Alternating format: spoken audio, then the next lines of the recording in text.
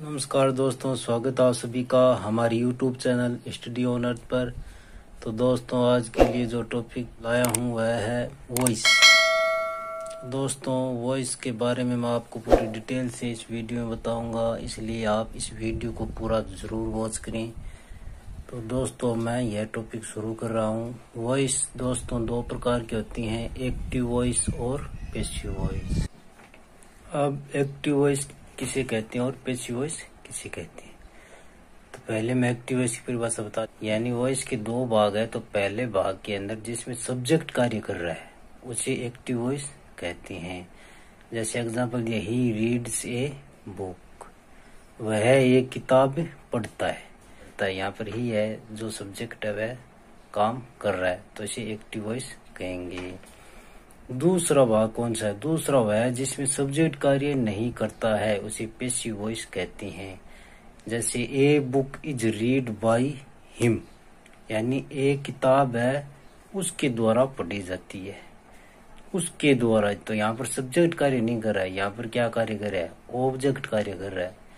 तो इसलिए जहाँ पर सब्जेक्ट कार्य नहीं करे उसे पैसिव वॉइस कहते हैं, और जहाँ पर सब्जेक्ट कार्य करे उसे एक्टिव वॉइस कहेंगे। अब मैं एक्टिव वॉइस को पैसिव वॉइस में बदलने के नियम दिखा रहा हूँ, वो ध्यान से देखना, क्योंकि उन नियमों के आधार पर ही हम एक्टिव वॉइस को पैसिव वॉइस में बदलेंगे।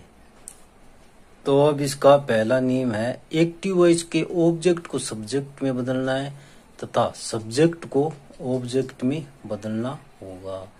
यानी ऑब्जेक्ट को तो सब्जेक्ट में बदलना है और सब्जेक्ट को वापिस ऑब्जेक्ट में बदलना है।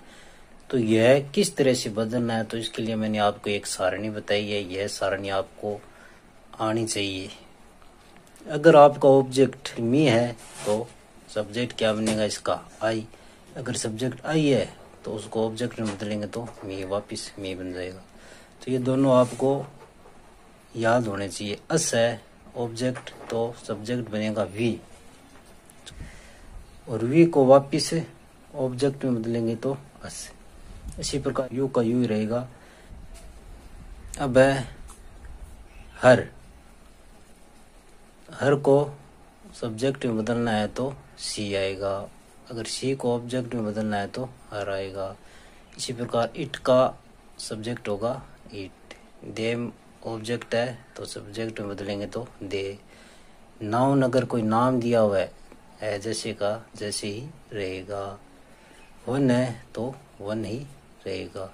तो यह सारणी दोस्तों आपको पूरी याद होनी चाहिए, क्योंकि यह आपको एक्टिव वॉइस को पैसिव वॉइस में बदलेंगे तो यह सारणी आपको जरूर काम आएगी, क्योंकि ऑब्जेक्ट को सब्जेक्ट में बदलना है और सब्जेक्ट ऑब्जेक्ट में बदलना होगा, तब यह सारणी हमारे काम आएगी।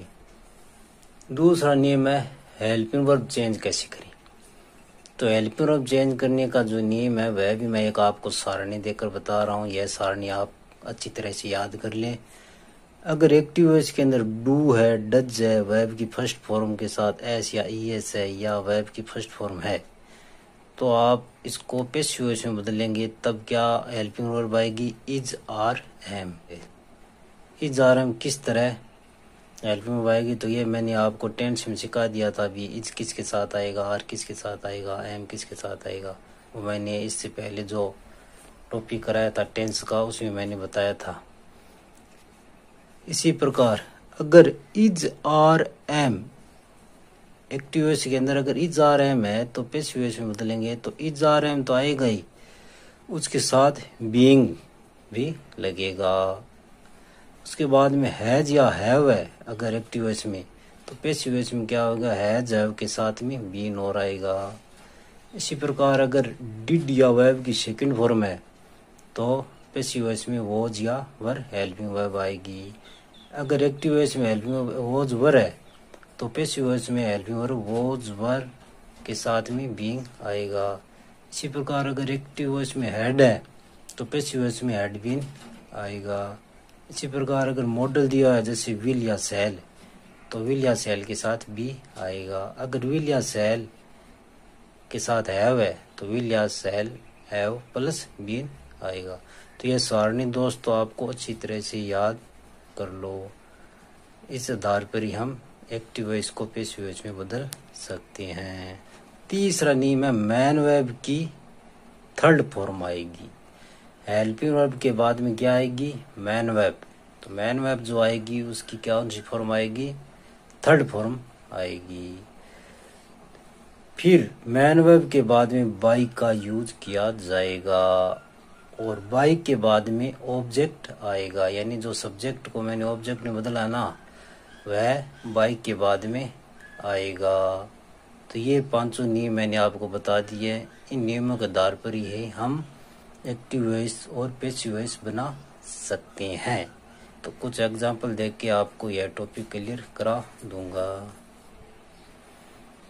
तो मैं अब कुछ उदाहरण देकर आपको बता रहा हूँ।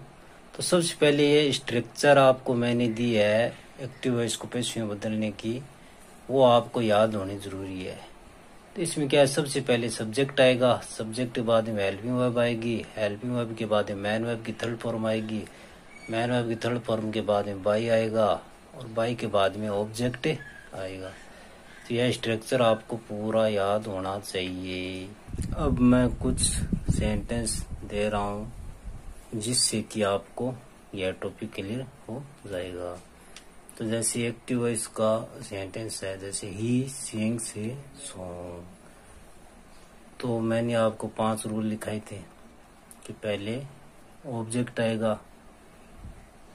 तो ऑब्जेक्ट क्या है इसके अंदर? A song. तो ए सॉन्ग क्या आ गया? पहले आ गया। फिर ऑब्जेक्ट के बाद में आएगी हेल्पिंग वर्ब। तो हेल्पिंग वर्ब ये कौन सा टेंस है?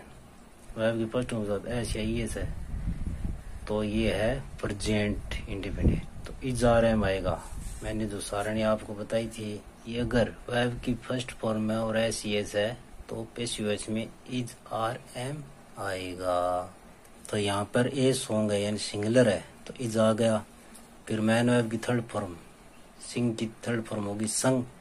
फिर बाई आ गया, बाई के बाद में क्या आएगा? ऑब्जेक्ट।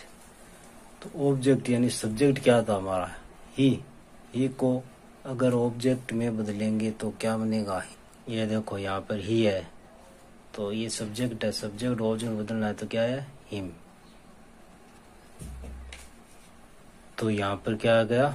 हिम आ गया। उसी प्रकार दूसरा सेंटेंस है Ram is watching A movie. तो राम क्या है? सब्जेक्ट, इज हेल्पिंग होगी वॉचिंग, मैन वर्ब के साथ आईएनजी है, ए मूवी।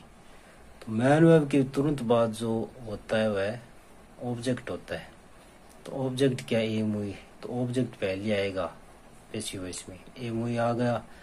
उसके बाद ही मैंने कहा इज आर एम है, तो इज आर एम के साथ बीइंग आएगा।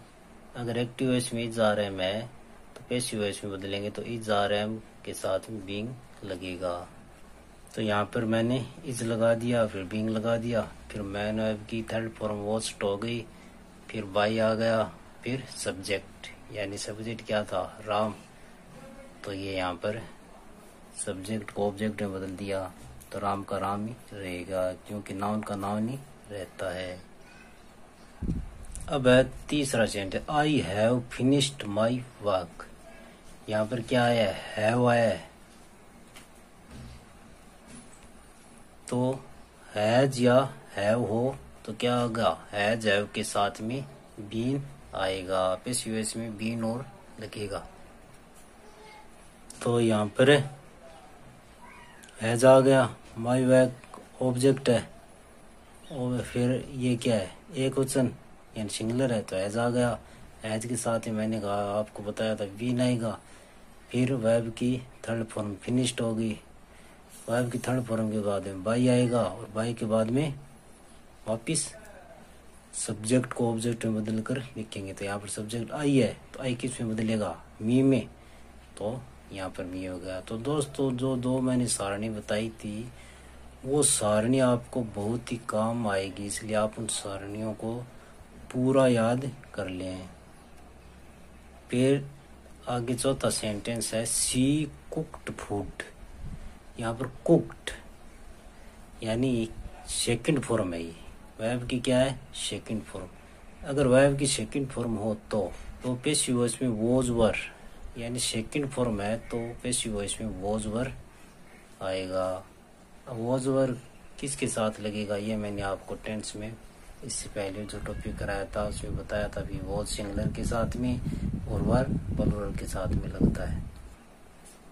तो यहाँ पर फूड ऑब्जेक्ट है वो पहले आ गया, उसके बाद में वॉज आ गया, वॉज के बाद में वर्ब की थर्ड फॉर्म कुक्ड, फिर बाई, फिर सी है वो हर में बदल गया। अगला सेंटेंस है अब he was bringing a pen. तो यहाँ पर वॉज आ गया, वर्ब के साथ आईएनजी है, तो इसका नेम भी मैंने आपको सारणी में बताया था। तो इसमें सबसे पहले ए पेन आएगा, ऑब्जेक्ट आ गया ए पेन, उसके बाद में हेल्पिंग ऑफ वॉज, वॉज के साथ ही मैंने कहा था बीइंग आएगा, और बीइंग के बाद में मैन वर्ब की थर्ड फॉर्म ब्रॉड, फिर बाई, और फिर ही किस में चेंज हो गया हिम में, तो बाई हिम। उसी प्रकार आई शैल कैच हिम, तो यहाँ पर हिम है, ये क्या है ऑब्जेक्ट है, तो ऑब्जेक्ट और सब्जेक्ट में बदल रहे हैं, तो हिम का क्या होगा ही, फिर ही के साथ में भी लाता है, और मैंने कहा मॉडल के साथ बी आएगा, तो बी आ गया, वर्ब की थर्ड फॉर्म कैच की कोट हो गई, फिर बाई आ गया, फिर ऑब्जेक्ट, तो यहाँ पर सब्जेक्ट आई है तो सब्जेक्ट वॉज में बदलेंगे तो मी आएगा। तो दोस्तों ये मैंने कुछ सेंटेंस देख के आपको एक्टिव वॉइस और पैसिव वॉइस दोनों को क्लियर करा दिया है। तो दोस्तों आपको अगर यह वीडियो पसंद आया तो आप ज़्यादा से ज़्यादा शेयर करें, लाइक करें, कमेंट करें और हमारे चैनल स्टडी ऑन को सब्सक्राइब करें।